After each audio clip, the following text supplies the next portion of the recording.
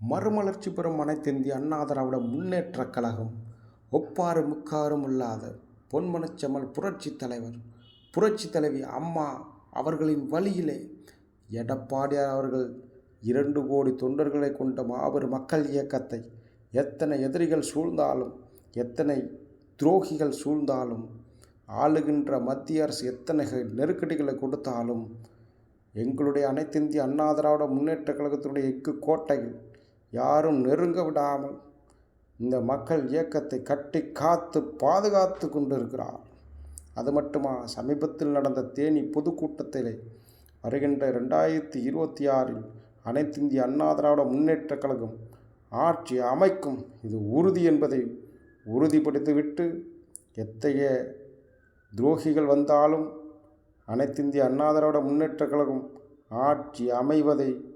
யாராலும் தடுக்க முடியாது என்பதை ஒரு சூளுரைத்து தேனியிலே தன்னுடைய பிரச்சாரத்தை துவங்கியிருக்கிறார் எடப்பாடியார்.